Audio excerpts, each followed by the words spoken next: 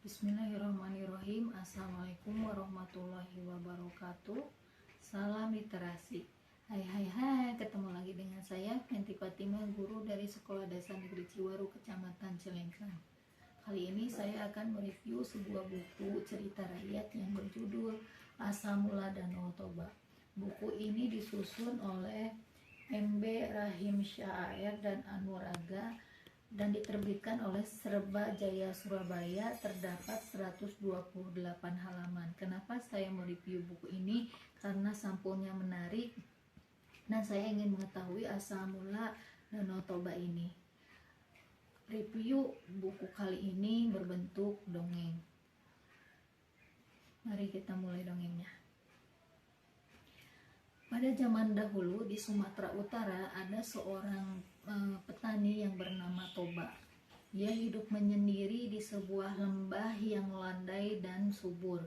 Petani itu mengerjakan sawah dan ladang untuk keperluan hidupnya.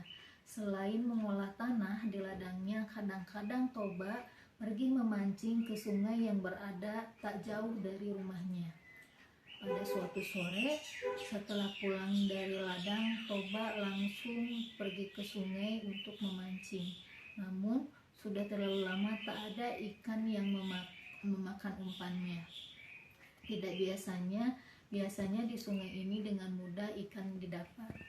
Namun, pada sore itu, Toba pun kesal karena tidak satu ekor ikan pun makan umpannya. Toba berniat untuk pulang saja.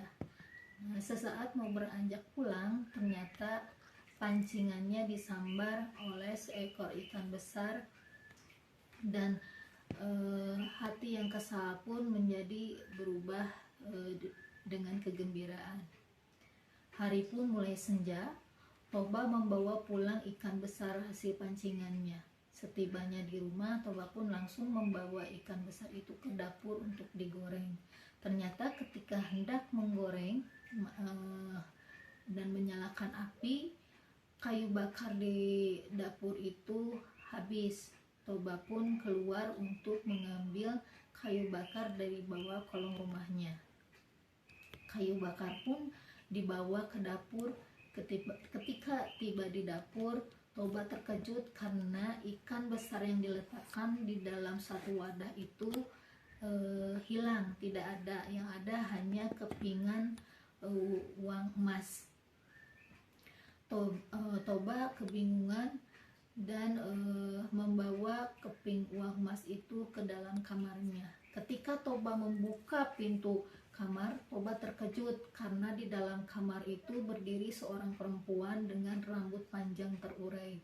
Toba bertanya, "Kamu siapa?" Dan perempuan itu menjelaskan bahwa dia ada jelmaan ikan besar yang Toba tangkap.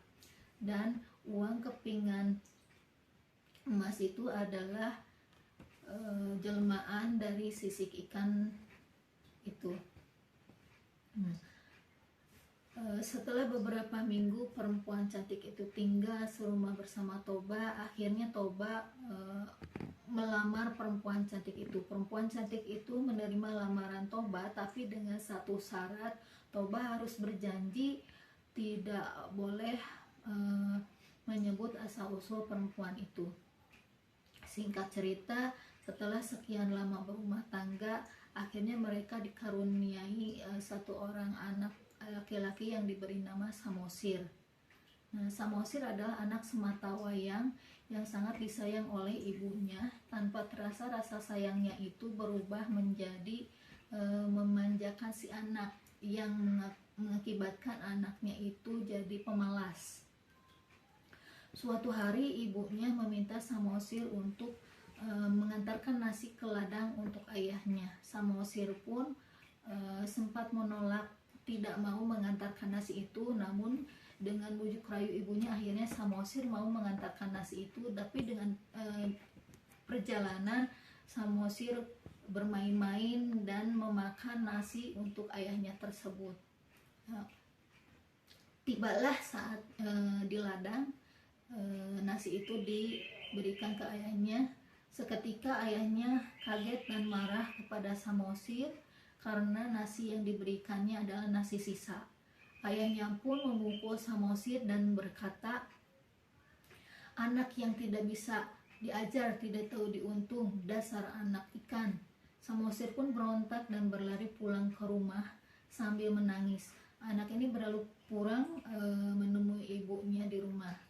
Kepada ibunya dia menceritakan kejadian bersama ayahnya dan mengatakan bahwa ayahnya mengatakan dia adalah anak ikan. Wanita itu tertunduk malu, ada gurat kesedihan dalam wajahnya, terutama ketika mendengar suaminya melanggar sumpahnya dengan membongkar asal-usulnya di depan anak mereka sendiri. Wanita itu akhirnya memerintah Samosir untuk pergi mendaki bukit yang tinggi dan menaiki pohon kayu yang tinggi. Ketika ibunya melihat Samosir sudah sampai di pohon yang tinggi, ibunya berlari ke sungai yang tidak jauh dari rumahnya sambil menangis dan berkata, "Hai suamiku, karena kau telah melanggar sumpahmu, maka aku akan kembali kepada asal mulaku." Wanita itu lalu meneteskan air matanya dan jatuh ke pinggir sungai. Lalu tiba-tiba kilat menyamar disertai bunyi guruh yang menggelegar. Sesaat kemudian dia melompat ke dalam sungai dan tiba-tiba berubah menjadi seekor ikan lagi. Nah, Toba pun di dalam perjalanan sangat kaget karena alam yang berubah menjadi ganas. Dia mencoba berlari ke tempat Samosir melarikan diri, namun sia-sia. Dia tenggelam dan meninggal di genangan air tersebut. Sementara genangan air itu semakin luas dan berubah menjadi danau yang sangat besar dan yang sekarang disebut dengan Danau Toba, dan bukit yang tinggi tempat Samosir berada disebut Pulau Samosir. Nah, hikmah dari buku cerita ini adalah untuk anak-anak yang masih mempunyai orang tua harus banyak-banyak bersyukur, harus bisa membantu orang tua dan tidak boleh ingkar janji. Sekian review buku kali ini.